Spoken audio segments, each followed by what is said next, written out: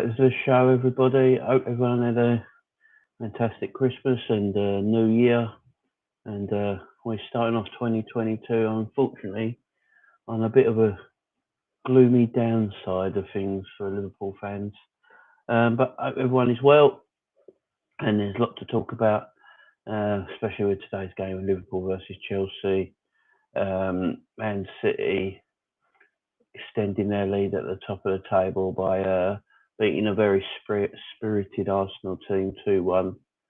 So we've got a lot to talk about here, guys. Evening, Chris. Yeah, disappointing, mate. Disappointing. So I just want to start with the Man City Arsenal game first. So, obviously Man City they're the team in this league. There's no doubt about that. They're probably the best team in European football. They have the best squad in European football. Everything about Manchester City is fantastic, and let's not get away from it. They're a great team. They're a great side. They've got a great manager. They've got obviously unlimited funds. And beating this Man City team to anything is going to be extremely hard. So considering we did it once before, we always get our hopes up, but I think everything is starting to come full circle now and see, we're miles behind. As Chris said here, Arsenal were robbed by VAR. Like Man City have been getting a lot of luck of late through VAR. Look, Man City are a great football team. No one here is going to say anything else. But they have been getting a lot of luck lately from VAR. You have to go back to the Wolves game. They win that game 1-0 with a penalty that shouldn't have been a penalty. Obviously, the Foden goal the other day. In most games up and down the country, that goal's disallowed by VAR for offside. I mean, you look at Harry Kane's goal. Harry Kane's goal was more onside, and that got chalked off for offside than Phil Foden's goal. So Man City are riding their luck a little bit and getting away with things, but teams at the top of the table usually do, to be fair. So things are going their way at the moment, and they're playing well, but they're getting their luck. Now with the Arsenal game, Arsenal were tremendous. That's the best I've seen at Arsenal play in a long time. And it's probably the best I've seen any team play against Man City in a long time as well. They completely pressed and harassed Man City till the final whistle. They didn't stop. And that's what I want a lot of other teams to start doing. Teams do it against us all the time. I want teams to start doing what Arsenal did and start playing, like that against Manchester City. Too many teams play Man City and give up before the whistle's even blown. Before a ball's even kicked. Teams just give up straight away, lay down, and let Man City take the win. And, Arsenal didn't. They went for Man City yesterday. They went for Man City, and they did really well. I thought they played brilliantly, and then they just had the odd 3-5 minute spell when they just went a bit nutty. Xhaka, that was a penalty, but I think they were both penalties personally. I know there's views on new camera angles showing that Odegaard may have stepped on Ederson's ankle, but in theory Odegaard's putting his foot there because that's the motion he's running in. He's not putting it there to stamp on his ankle. The reason his ankle got stepped on is because Ederson, for me, fouled Odegaard. So it should have been a penalty. Both teams that should have had penalties. Xhaka having a mad minute. I don't know why you keep putting the shirt in the box. Makes no sense. You get what you're given in this game. And, that was not great stuff by Xhaka, has to be said. But Arsenal, they deserved a lot more out of this game. Obviously, Rodri getting the last minute goal in stoppage time, winning this Man City game, and putting them 11 points. Obviously now after the draw of Liverpool and Chelsea, 11 points clear. There's no stopping this Man City team. They just keep winning. I know Man City got Chelsea next, but I just see City winning that as well, to be fair. The Premier League's turning a bit into the Bundesliga, where Bayern Munich just buy the best player in the Premier League that don't buy.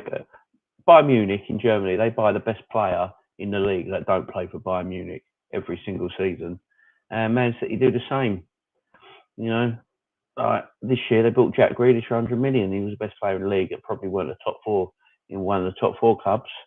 And they went and spent 100 million on him. And then they would have bought Harry Kane as well if Tottenham didn't want more money. So they would have spent over £200 million on two players if they got Kane in. So how do you compete with that financially? You know, that's very difficult to compete against. I don't think anyone can. Not even Chelsea can. Look, Chelsea won the Champions League and only bought Lukaku. That's all they bought. They bought Lukaku for just under 100 million after winning the Champions League. So, yeah, compete with Man City's almost impossible. It's almost impossible. Some comments here, Chris. It was a soft penalty, but Xhaka is a clown. To have your team in your team is putting his shirt, giving the referee opportunity. Honestly, if your car crash, Xhaka was. Yeah, I agree with Chris. He is a liability at the moment. He is a liability. Why would you pull a shirt when you know VAR is watching? Makes no sense. And Jade, hope you're feeling better now, Jade. After you had, I know you had COVID, so I hope you're feeling better now. I thought the midfield selection was wrong. Milner and Henderson don't work as a pairing for me. Should have been Cater Ox or Fab, Cater and Jones here. I totally agree. And Edward, hey, you Edward, I ain't seen you in a while. Hope you're good, mate. Evening, Jamie. The first thing I noticed is your clock on the wall needs new batteries. It certainly does. Certainly does. That one, I've got one there that's wrong, and I've got one above the telly this side that's right. So yeah, got two clocks in the room. Don't know why. So let's get to this Liverpool game. So saying Man City won, they did their business against a very good Arsenal team, and you know, then it was Liverpool and Chelsea's turn. Now both teams obviously needed to win this. Obviously, Jade, I'm feeling better. Thank you, Jamie. I'm good. I'm glad you're feeling better. Yeah, both teams needed to win this game. This is a game that a draw's not good enough for each team. A loss, you know, means it's over. There was both teams needed a win, and I think that's why that first half was so electric. I mean, that first half of football was absolutely electric, and you can tell both teams needed a win. When I saw, obviously, the team selection of Milner, Henderson and Fabinho, I mean, my wife knew that was going to be the selection before I did. She guessed it straight away. She got it right. So props to her. But we can't be playing in 2022 with a 36-year-old Milner in midfield. It just don't work. Henderson, look, if Henderson wasn't captain of this club, I don't think he'd be in the team. I really don't think he'd be in the team at all. John, hi Jamie, hope you're well, mate. Sorry late, was watching the Hillsborough thing on ITV. Oh mate, that's why I went on at 10:30 instead of 10 o'clock, because me and my wife, we were just sitting here watching it, and oh man, that was emotional. I was absolutely in bits watching that. That's why I'm probably a bit red. I was absolutely in bits watching that. That was, and the thing about that program, it's not a drama, it's real life. These things happen to these people for real, and it's absolutely disgusting. The cover up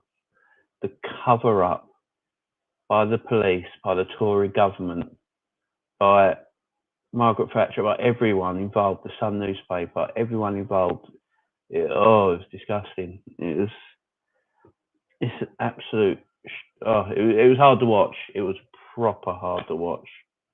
John, both teams total chances are definitely now over. We let 2-0 slip so easily. Midfield was poor. Need to stop playing high line. Do my head in. Once Shutter went off, we weren't winning. Yeah, exactly. Edward, yeah, man, it was hard to watch. Yeah, it was bloody hard to watch, Edward. Justice for 97, exactly, Chris. Same, mate, crying my eyes out. as a man, not scared to say that. Same here, mate. I cry all the time. I like, it's all right. Nothing wrong with showing your emotions, John. Nothing wrong with showing your emotions. But it was a hard watch, that program. It was a hard watch. It puts what the football game we watched earlier puts it into the background a bit when you watch something like that. Makes everything else seem a bit like nothing, really, don't it? I'm sitting here talking about a review of a Liverpool-Chelsea game where we messed up so much and how much trouble we're in midfield-wise. And then you watch a program like that's real, and the cover-ups and the deceit and the deaths and the sadness, and you just puts it in perspective, don't it? It's really difficult.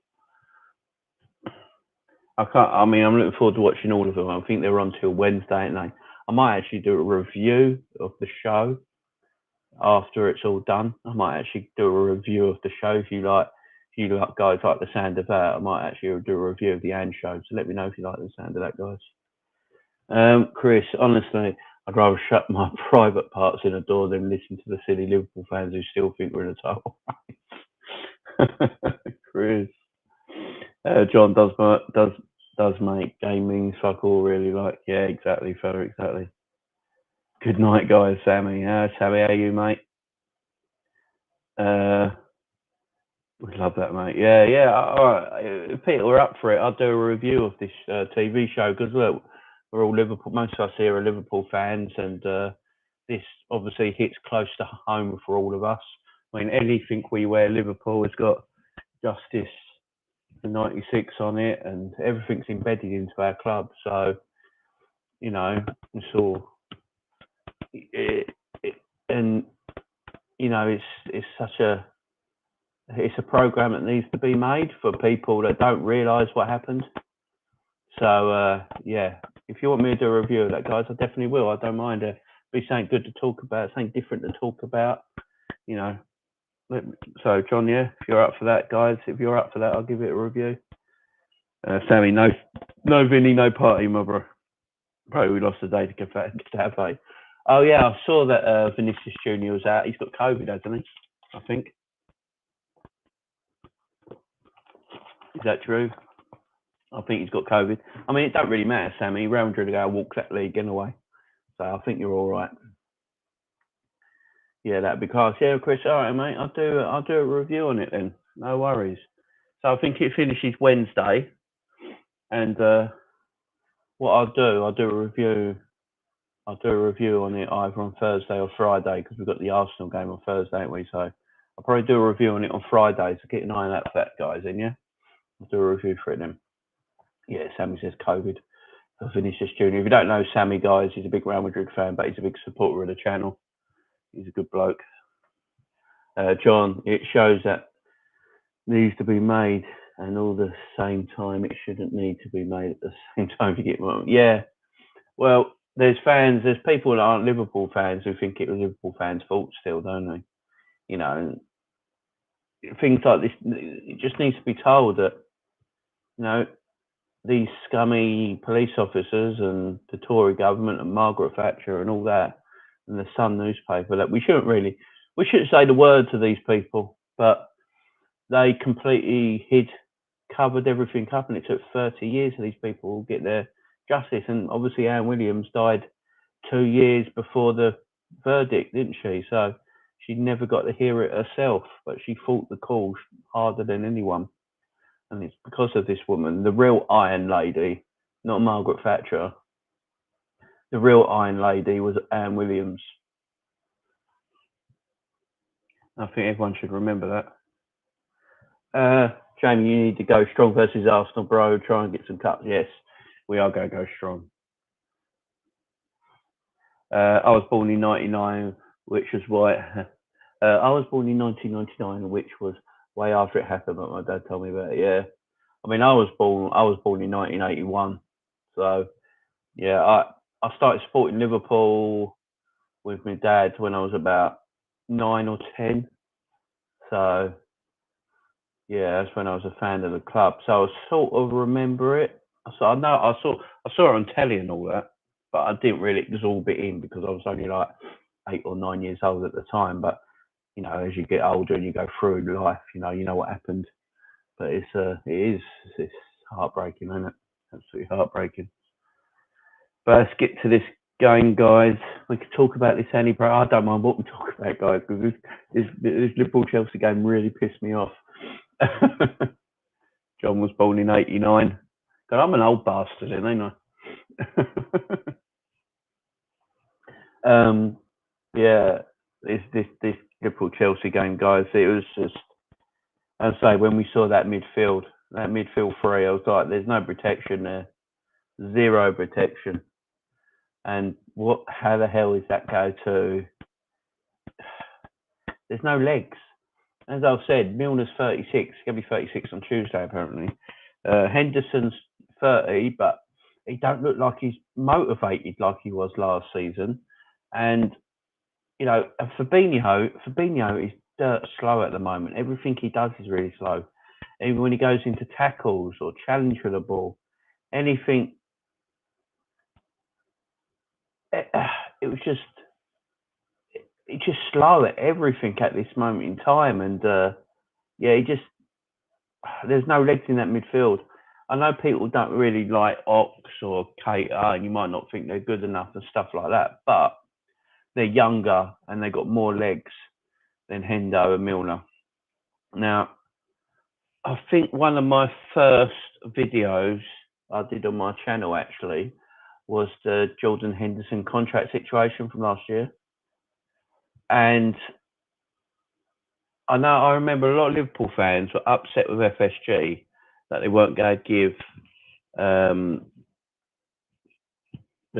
give Henderson a brand new contract. I remember a lot of Liverpool fans. I remember watching a lot of Liverpool content back then before I did YouTube, like Coppish and things like that. And a lot of Liverpool fans are upset that FSG weren't going to give our captain a brand new contract. And one of my first videos, you can go and watch it on there, guys. It's still up. I think it's one of my first one or two videos. And I said on there that I can understand why FSG might not want to give Henderson a new contract because, you know, his injury record's not great. He's getting to that age where he's not going to get better now, is he? He's always going to be on the decline as a player, physically, mentally, everything. And we got a lot of other players that could possibly play in his position. So I understood why FSG didn't want to give him a contract, and I got ripped apart by it for some reason, especially on Twitter. I got ripped apart by it, and now all I see is when you go on videos or you go on any Liverpool content on Twitter, YouTube, Spaces, whatever. You know, it's all Henderson talk. It's all Henderson shouldn't be playing. Henderson shouldn't be doing this. Maybe we shouldn't have gave Henderson a new contract. It's like, this is why FSG sometimes know what they're doing, but they fell into the pressure of fans again, and the fans got what they wanted at the time, and now the fans don't want them. Now, I'm not one for getting rid of Henderson. I think Henderson is an amazing captain and an amazing leader and should stay in our team because of his leadership skills. But he shouldn't have to play every game. And he shouldn't have to play just because he's captain. That's my problem with it. Because he's captain and he seems like he has to play. Now, I don't think that's right. If he's not in form, he shouldn't play. Now, people will say, you know, squad depth is a problem. Yes, it is. I mean, we're missing 11 players at this moment in time. 11 players we're missing. So if all them 11 players were available, that's 22 players we've got available. So then squad depth is not really an issue. But obviously, when you have 11 players missing, it's an issue. But I would love to see Keita start today. I would love seeing Keita start. I mean, what I'm saying about Hendo, I can understand why he starts as he's captain.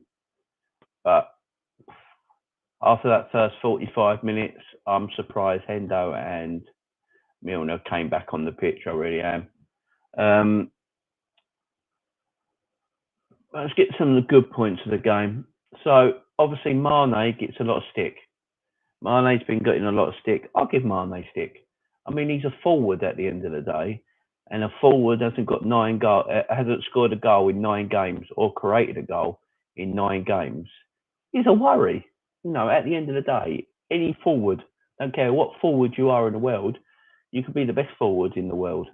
But if you've not scored or created a goal in 9 games when you're a forward, that's an issue. Doesn't matter who you are. Things have to be said. What's the matter with what's going on? Why is he still playing when he's not doing his job? He is a forward. But then you see his goal today was typical Mane. That was a typical Mane goal.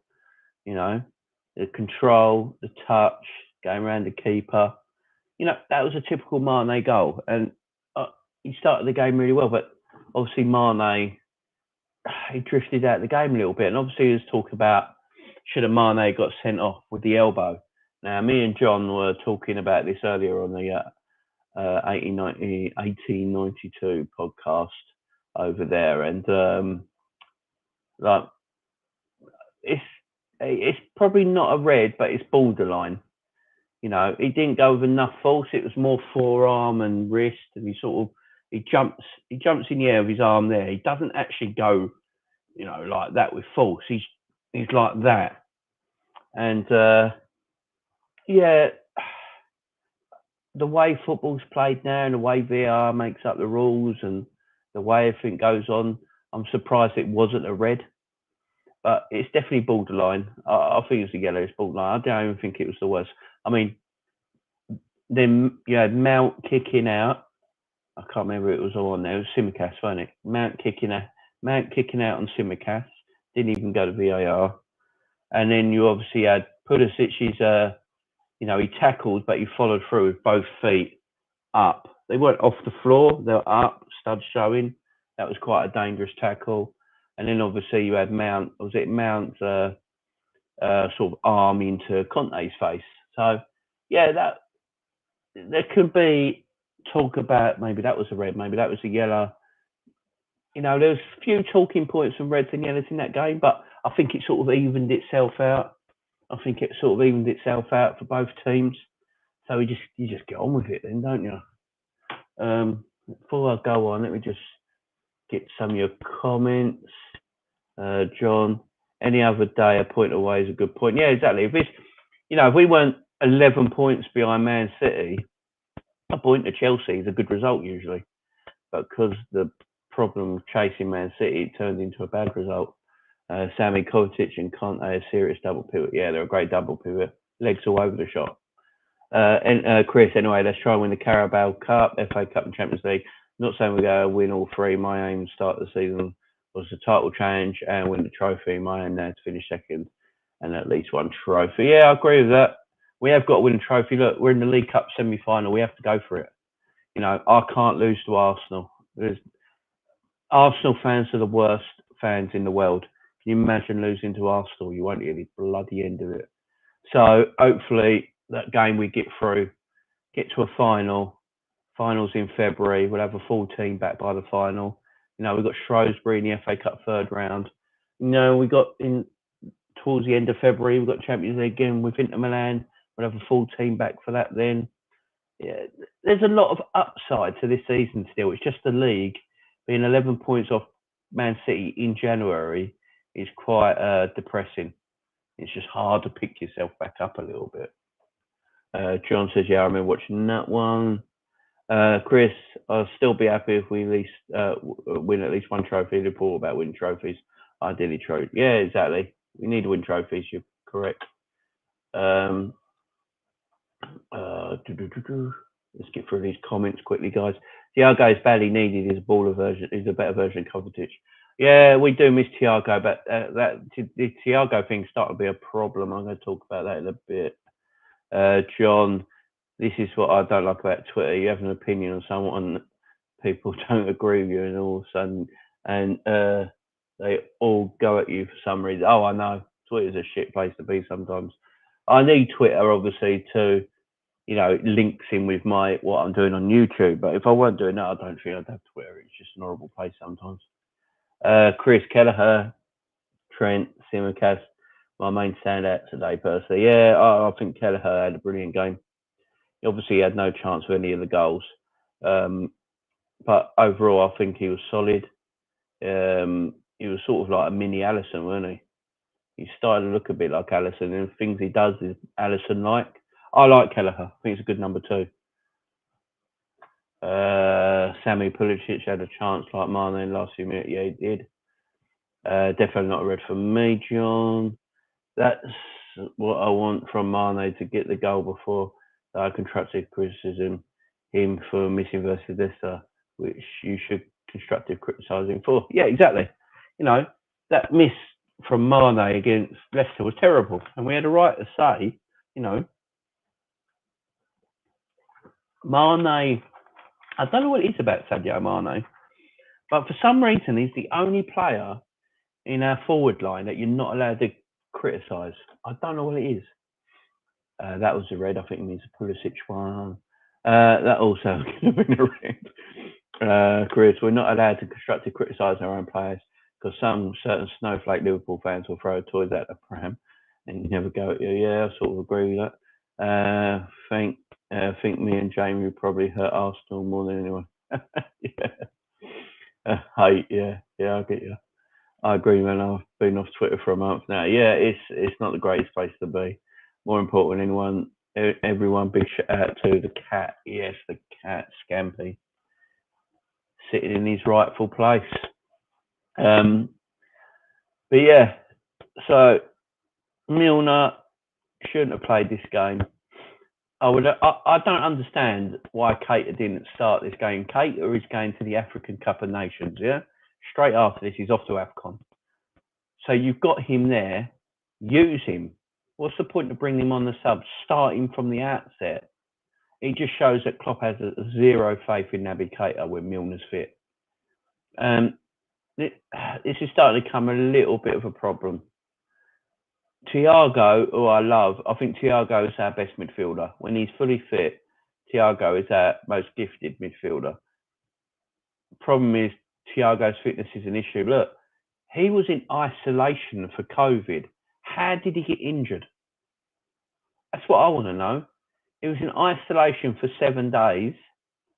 On the 7th day, he went back and he got injured. How did he get injured in isolation? What did he do? What did he do? Did he fall off the bed? What? I don't understand how you can injure yourself when you're in isolation. It makes no sense. I just don't know what's going on with Thiago. He's obviously a very, very slow healer as well. And I think Klopp gets annoyed at that a little bit, how long it takes Thiago to come back from a small injury. Like this injury he's got, his muscle feels a bit tight in his hip. That's all it is. He's not pulled anything. He's not ripped anything. It's just, he's got tightness in his muscle in his hip. But that's taken him forever to get over. But he did it in isolation. I don't know how that works. Naby Lad should have started like he should have. Edward, that was a bonkers decision not to play Naby with that penetration in that midfield. Hell, even Oxford, who played well versus Leicester, yeah. This is what I've been saying. When you play Milner, Henderson, and Fabinho, they're basically the same 3 players. You're playing the same 3 players in 3 positions. So the problem is, once they do the defensive part of the game, they haven't got the legs to get forward to help out the attacking side of the game. So if they do help out the attacking side of the game, then they've got the legs to get back and do the defensive part of the game, which is why we have no midfield control, and which is why Chelsea create so many opportunities against us and get behind our midfield so easy. Now, if you've got Naby Keita in the gut pit on the pitch, Henderson and Fabinho can sit more and don't have to move as much, and Keita can do the ball carrying and the running off the ball. So it works a lot better. But when you play Milner, Henderson, and Fabinho, they're basically the 3 same players. It was a crazy. I have no idea about that decision. He's a brilliant player, but I think we need to sell him in the summer. Yeah, I think Thiago. I can't see why we keep him. He's a tremendous footballer, but he's not reliable. We need more reliability in midfield. I think we need two midfielders in the summer, one CDM and one centre mid. Yeah, I agree, Edward. I agree. Look, the forward line, at the end of the day, we've got Salah, Mane, Jota, and Bobby. That's four excellent forwards. And then obviously you've got Origi as backup. That's five. That's some good. That's some good, decent depth there. You know, and look, you don't want to rotate your forwards too much all the time in a way. So Salah's going to play. You don't drop people like Salah. You don't rest people like Salah unless they desperately need it. Mane and Jota could interchange on the left hand side, and Bobby and Jota can interchange in the middle, or Rigi. There's decent quality there, but midfield is what's the problem. Midfield's what the problem. We need a defensive midfielder to come in for Fabinho because we don't have one. So we definitely need one there. That's a fact. And we need another central mid, another number eight who could do the box to box work. Because unfortunately, Keita's great. I really think Keita's a fantastic footballer. But again, he's not reliable. So we need more reliability in that position. And I'd like to see Liverpool go out. I'd like to see Basuma. I'd like Liverpool to just go to go and get Basuma. I really would. Big up, Luca. Hope you're well, mate. Hope you're well. Shame on the Arsenal result, although I thought you played fantastic and you got let down by VAR in that game, mate. Facts, they can't get forward. Yep. FSG need to checkbook to get to number 9. Yeah, they certainly do. I mean, at this moment in time, look, this number 9 thing, I'll get confused about it. I've gone on record about a year ago now on here saying I don't think we need a number 9 because Salah's basically a number 9, just playing off the right hand side. Jota, who's not really a number 9, he can play anywhere in the front three. He's more, he's very versatile. He can play anywhere across the front three, basically. But he gets his share of goals.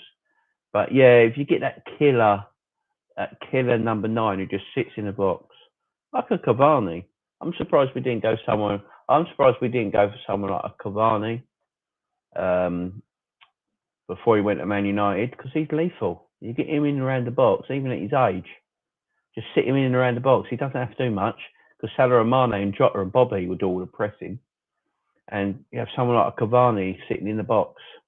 Perfect. That's the sort we need. I want us to, Haaland, we all want Haaland. Yeah, every team in the world wants Haaland, but Haaland's going to Real Madrid. I think Real Madrid are going to do an absolute madness in the summer. They're going to get Mbappe on a free. They're going to sign Mbappe, and they're going to sign Paul Pogba from Man United. They're going to go on an absolute madness in the summer, Real Madrid. I would like us to get an older number 9, someone like a Cavani, before he went to Man United, obviously, not now, but someone like that stature, I don't want the 20-year-old number 9 that will be good in 3 years' time. I want the ready-made thing, I don't want IKEA furniture that I have to build and it looks good in a year's time. I want something that's already done, plonked in the pitch and get the goals. I don't want anything young and no.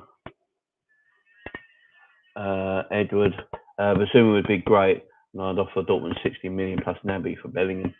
Yeah, right, this Bellingham thing won't go away, will it? This Bellingham thing won't go away. Hi, Doug. How are you, fella? Hope you're good, mate. Hope you're good, guys. Go and check out Doug's channel. He does loads of stuff on there. I think he's even doing the AFCON at the moment. So if you like all that stuff, guys, go and check out Doug's channel. He does some blinding stuff over there. He's really good at what he does, guys. Go and check him out.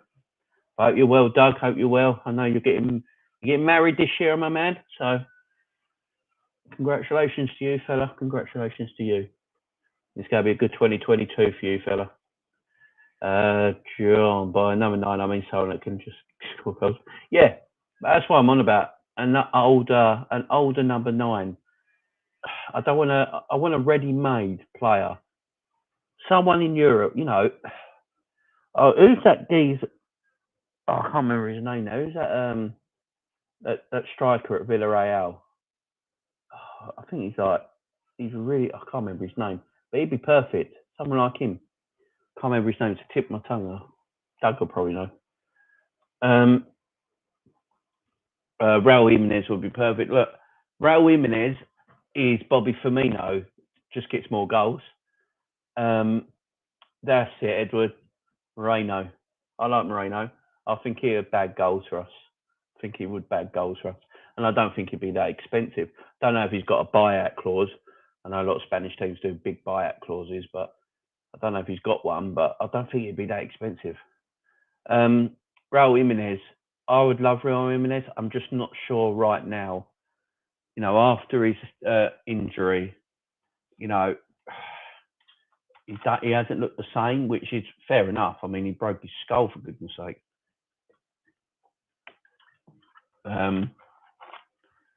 Yeah, I'm not.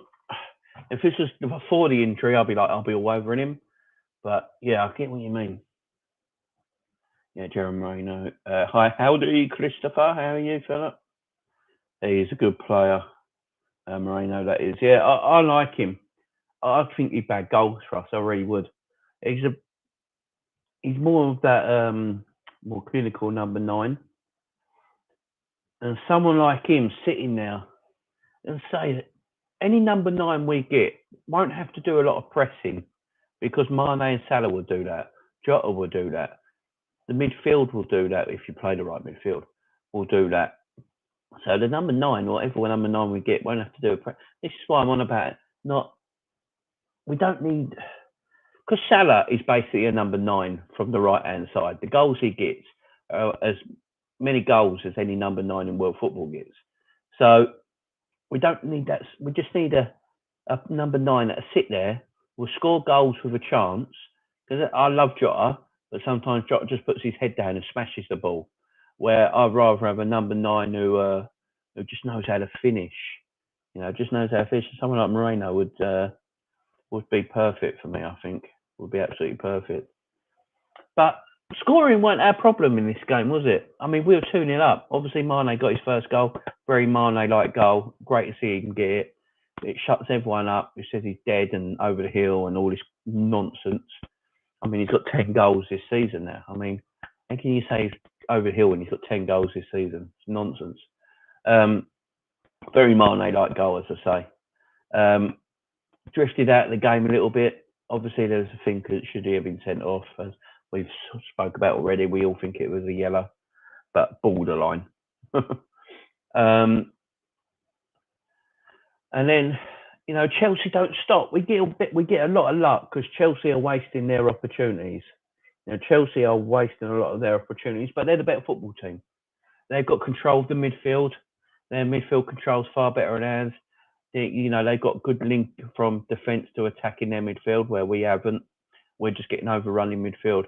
But then we have the special players up front that just change football games. And no one else does that more than Mohamed Salah. Now, Trent's ball, I think people are just forgetting about it, but Trent's passing to Salah was fantastic. I just think we just get so used to Trent's delivery of the ball. It's just, we forget to take notice of it. The pass was fantastic. Gave it into Salah. Salah gets Chalobah one-on-one, which he's wanted all game. Does him with a nice little feint, gets past him, and then the finish to beat a world-class goalkeeper in Mendy. That finish was fantastic, and it was just simple. It just looks so easy. We're 2-0 up at Stamford Bridge in a game we have to win, and he's looking good. But then, this is where I'll get a bit cynical because I've titled this video, "When do we start blaming Jurgen Klopp?" Because I'm going to say this now. If this was any other manager in charge of Liverpool, all us fans would be talking about the manager's performances recently. All of us would. Let's not lie about it. Yes, we talk about FSG. It's the easy out because we don't want to admit it that Jurgen Klopp is making mistakes with his tactics. But When you're 2-0 up away from home, I know, look, Pep Linders was on the sidelines today, but everything, he was just a figurehead, a hologram on the pitch. Klopp was still managing the team. He was giving all the information through. He probably did half-time team talk on Zoom. He was still managing this team. His tactics were laid out all week for the Chelsea game. We knew, let's not get away from it. When you're 2-0 up away from home with Chelsea, in a game you have to win, you do not continue to play the high line we were playing. It's just ridiculous. Continue playing this high line like you're chasing the game, like you're losing. It's not needed. We just have to take a step back and go, look, we're 2-0 up away home from Chelsea. Stop pressing so high, drop back a few yards and just get a bit of control of the game again, because Chelsea go come at us because they need the score. The thing is, what we do, we press up so high, we leave our fullbacks really high. So that means we leave our two centre-backs isolated. It's the way we play. And I get it. When it works, it works. It's fantastic. But we're conceding a lot of goals lately. Conceding a lot of goals for a top four side. I mean, just go and look at the goals we've conceded this season. And that shouldn't be happening. Shouldn't be happening. 2-0 up against Brighton. Brighton should have won that game 3-2 at Anfield. Shouldn't be happening. These results, West Ham result, these results shouldn't be happening.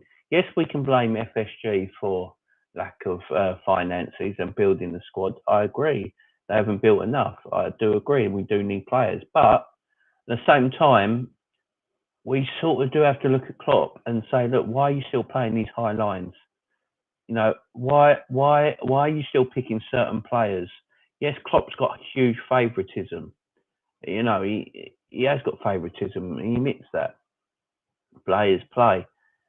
But when Ox and Keita are available, Milner and Henderson don't have to play. Klopp has got to start trusting some players. Look at Origi. All right, Origi scores good goals. Origi's got some great goals for Liverpool. But he went on a little run. Then he got 3 goals, 3 games, whatever it was. And then you never see him again. And apparently he's injured. But they talk about everyone else's injury, but they don't talk about Origi. So, it might be a bit conspiracy theory, but it's just saying Klopp don't trust him enough. And, you take Jota off. I don't know if that was a Pep Linders decision or a Klopp decision, but you put Ox on for,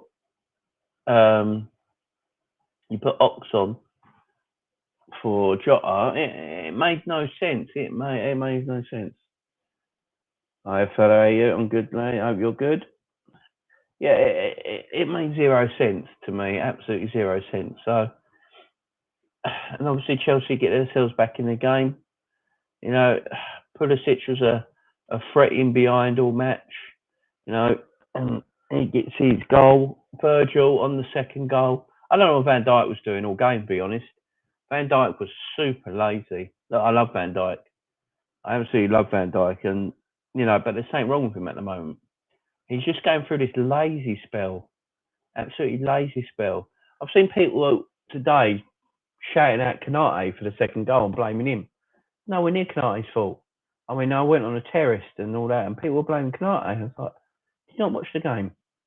Kanate's pressing because that's the job he's told to do. So he's pressing, but Van Dijk runs in a straight line.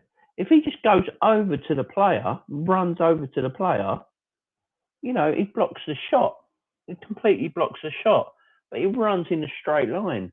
And that irritates me. It irritates me because it's laziness. I don't care if it's Van Dijk or not.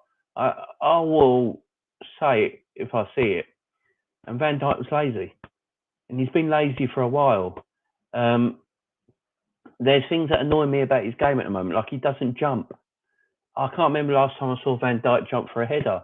He won't leave the ground for a header no more. He was getting beaten in the air by Pulisic today. When can you ever remember that happening? Seriously. When can you ever remember that happening? I'm going to Man United versus Wolves tomorrow. Make sure to watch the vlog. Okay, put it up there, fella. I will watch. Good luck in your game. Hi, Rich. How are you? Pick up Jamie. I'm good. Rich, how are you, mate? Hope you're good. What we mean.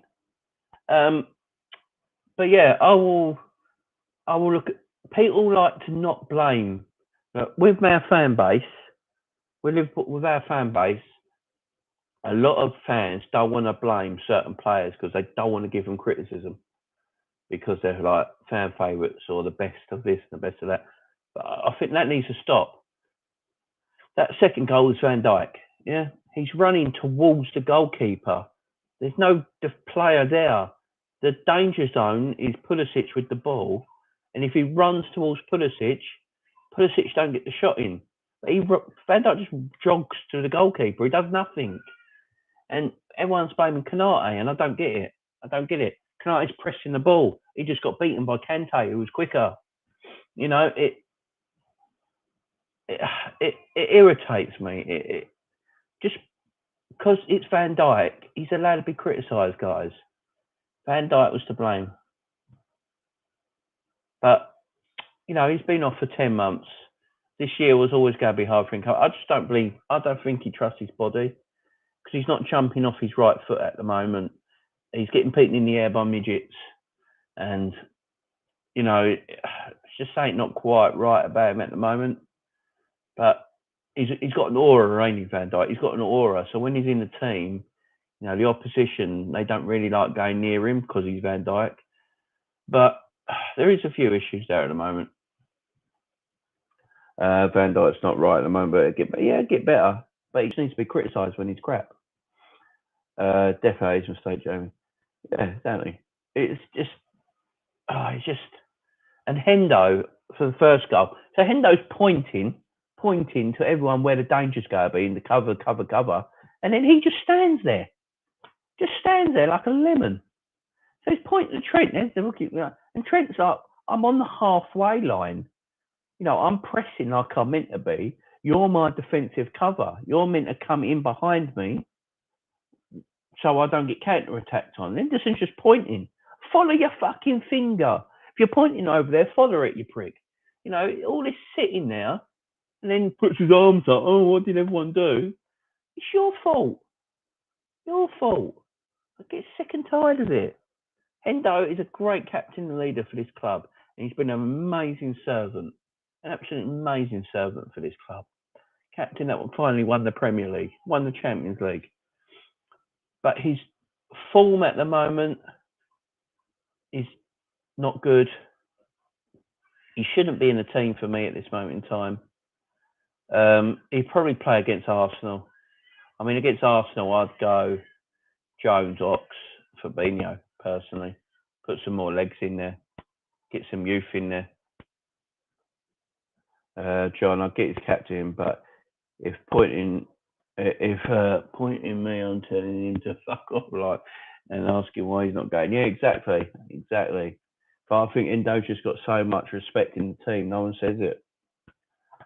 But I agree. And, you know, Chelsea were the better team. Let's get it right. We had two magical moments with our forwards. That always happen. But again, our midfield is a big issue. We've got a lot of problems in our midfield. And it's only going to get worse now. We've got 11 players out. 3 of them to COVID. So Minamino and Thiago are short-term injuries. I'm hoping they're back by. Hopefully they're. I think someone said somewhere Thiago might be available for the Thursday game. But yeah, it's a bit of a downer, guys. It's a bit of a downer. But as I say, we've got the League Cup semi-final coming up this week, and you know that hopefully is a kick up the arse this Liverpool team needs. We need about the strongest team we possibly have to play them games because we ain't got a league game for a while now. We've got 2 League Cup games and an FA Cup game. So I think it's like 3 weeks' time till we got a league game again. So we need to, 2 or 3 weeks till we got a league game. So we need to just go as strong as possible in the cups. Just go for it. I think the Shrewsbury game here just play kids. But these two legs against Arsenal this week, he's just got to go for it. No excuses for me. No excuses.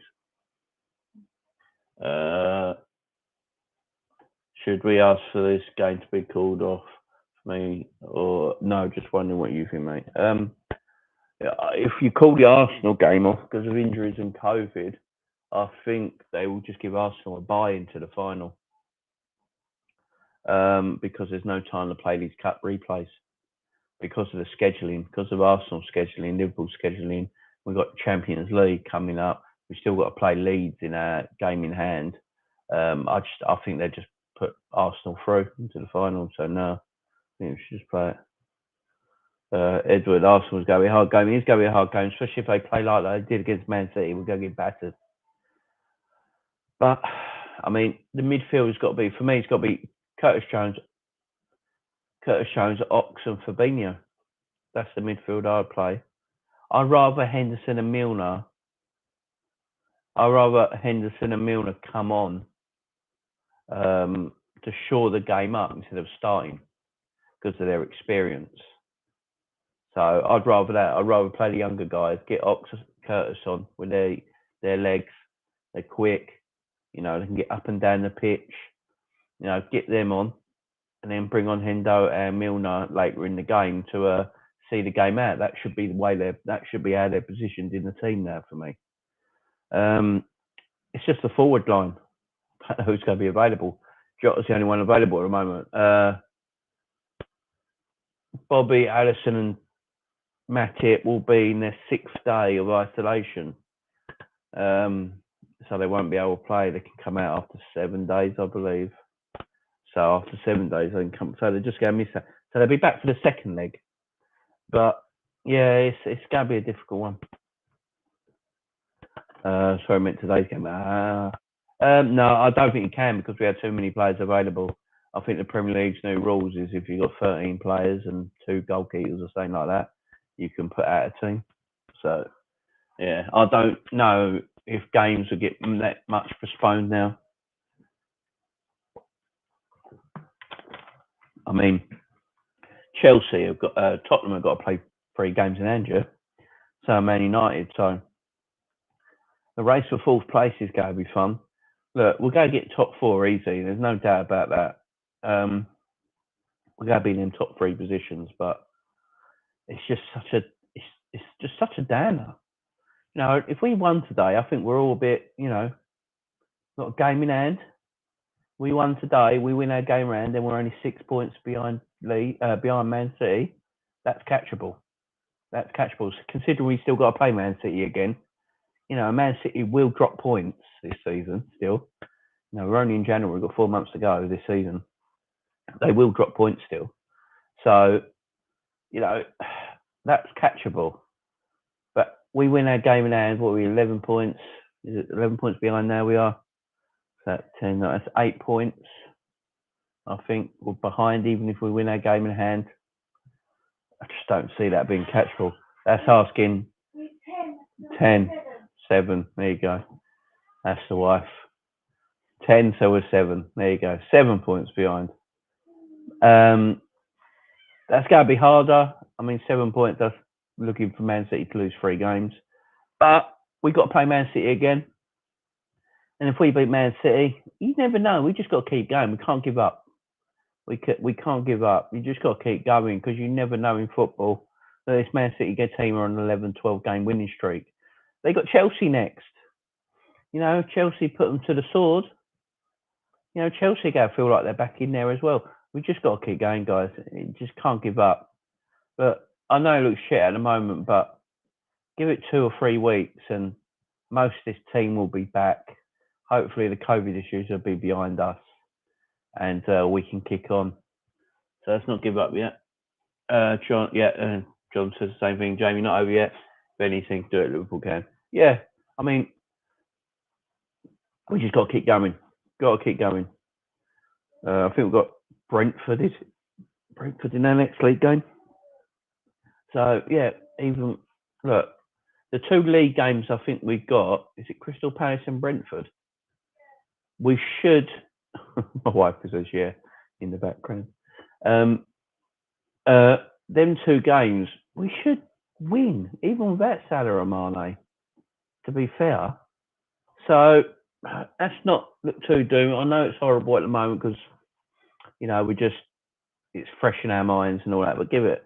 If we beat Arsenal on Thursday, a lot of this is going to feel a lot better because winning trophies is what football's about, and we can still win 3 cups this year. So let's not get too down, guys. Let's not get too down, yeah. Got LFC Aaron in the house. Evening, Jamie. The Tyler Neville commentary is really winding me up today. Oh yeah, man. When Neville was screaming yes when Chelsea scored, I wanted to slap the shit out of him.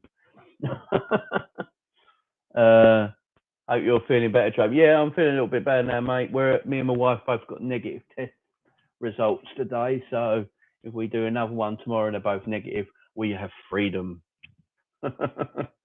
So yeah, we're all feeling a little bit better in the house. Thanks, Doug.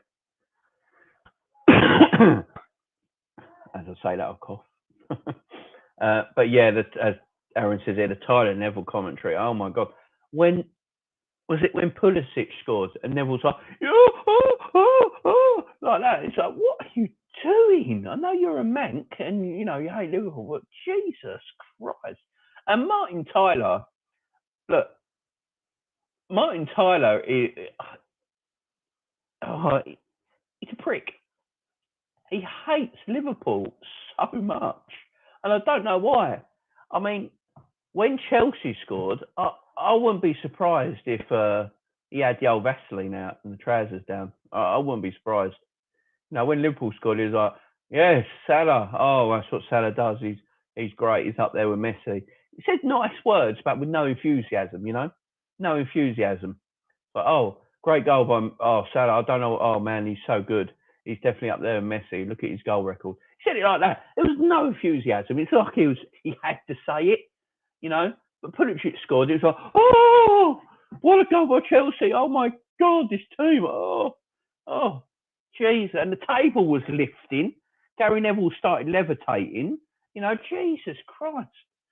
What? I can't stand them. Their bias is ridiculous. That's why I like Amazon Prime. Amazon Prime's commentary team and punditry team is the best on any platform by a mile. John Champion, what was it the other day? John Champion and Ali McCoy for the Liverpool-Leicester game. Fantastic commentary. Could listen to them all day. Peter Drury and Jim Beglin. Fantastic. Peter Drury, Ali McCoy. Townsend, Ali McCoy. Townsend and Clive Tilsley and Andy Townsend. Absolutely fantastic commentary. Andy Townsend's a great commentator, same as Ali McCoy's great co-commentators. Amazon Prime have absolutely the best commentary and punditry team out of Sky and BT by a complete mile. I don't know if everyone remembers, I miss Champions League football on ITV. I used to love Champions League football on ITV. Absolutely used to love it. You had Clive Tilsley, John Champion, great pundits like Rude Hullet, and all. Absolutely fantastic. Klinsmann, these sort of people. Marcel Desailly used to be a pundit. Great commentary, great punditry. ITV Champions League quarter to 8 every Wednesday and Tuesday night. Used to be fantastic. And now it's all just subscription-based nonsense, and you go on BT. I don't mind Darren Fletcher as a commentator. I think he's all right, but Steve McManaman, oh my God, might be a Liverpool legend, but Jesus Christ, he's terrible, absolutely terrible. But yeah, BT Sport, Amazon Prime for me have the best, and I like their setup on Amazon Prime. I like what you can do with the crowd noise and turn the commentators off and listening to the crowd only and all that sort of stuff. And the camera angles and everything, and the way you can have 4 games on your screen at the same time. Yeah, I absolutely love that.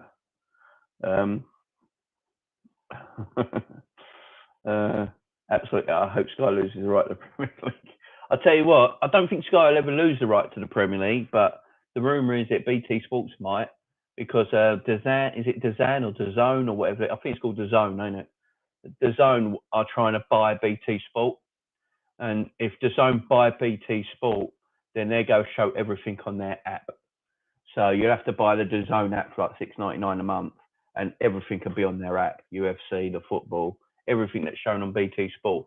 But it'll be like the Amazon Prime, where all the games are on, and it's the way football's going. You know, football is going to this sort of subscription-based internet stuff, ain't it? You'll eventually go have the Premier League Netflix sort of thing. That's what's going to happen eventually. And we'll have 3 o'clock games again instead of the 3 o'clock blackout. Well, it's our league in our country. We can't watch 3 o'clock games. But if I went over to Ireland, I can watch all the 3 o'clock games on Premier Sports. Makes no sense. John, why can't we have Alan McCoy, please? I know Alan McCoy is fantastic. What I love about Alan McCoy is he's got no player in the game. He's got no favourites. He just loves football. And there's little things when players do stuff and he highlights it. No one does that like McCoy. Andy Townsend's good at it as well. I like Andy Townsend as well. Matt Manaman with his fake laugh. Oh, yeah. So go away. Go and get your haircut. You still got the same haircut as from 1992. Just go away. Why don't the Premier League just make their own app and show every game on that? Do it with money, ain't it? They sell the Premier League to America for like £1.5 billion, something ridiculous like that. And then in America, I think they got this thing called Peacock, their app over there. I think that's owned by NBC. It's like the Peacock app, shows everything. So if you go on the Peacock app, you can get every single 3 o'clock game and just choose what you want to watch. In over in America, they have. I don't know why we give so much to America. They hate football, and but we give $1.5 billion. We sell $1.5 billion over to them. They put it on their Peacock app, which NBC owns, as I say, and they show every game. So if there's if there's 5 3 o'clock kickoffs, go on the Peacock app and you can watch every single one. What to do is get something like Surfshark, something like that. Get a VPN, change your country to America, and buy the Peacock app in your VPN. That's the way to do it, and then you can watch every 3 p.m. game. That's why some people do it. That's what I'm going to be looking at, because it's getting ridiculous. It's getting absolutely ridiculous what us fans have to pay to watch football. Aaron says, yeah, it's ridiculous. It is, my man, it is. So, guys, that's going to be it for me today. Thanks for everyone coming in on a Sunday night. Really, really appreciate it, guys. You've been fantastic. As I said, that show, and as we know, as we spoke about at the beginning of the video, guys, we were all watching it. It's very emotional, hard-hitting, especially to us Liverpool fans who, we live the badge, the Justice for 96 on our shirts. It's all inbred with us, and watching the programme is extremely hard-hitting and emotional. But as we remember, it's not a drama, it's real life. These things happen to real people, and, I think I'm going to definitely, guys, do a review on it. So I think it finishes on Wednesday night. I'll watch it all up to Wednesday night. And then because on Thursday's the Arsenal game, on Friday, I'll just do a review of the Anne TV show if you guys are up for that, yeah? Because I think that should be talked about. That should be spoke about, because she's a great woman. Or what she did, she's a fantastic person, and I think we should talk about it. So if you're all up for that on Friday, I will just do a review of that show, and yeah, we'll do that, guys. Obviously, I'll be back Thursday night for the Arsenal game. I'll be back Thursday afternoon as well for a preview to the Arsenal game. If anything happens in between then, Monday, Tuesday, Wednesday, if there's any breaking news or anything to talk about, I'll come back on as well. Just follow me on Twitter, guys. Jamie LFC39. You'll find out everything on there. When I go live, I usually shout it out on Twitter. But in the meantime, guys, please subscribe, please like, share the video, tell your friends.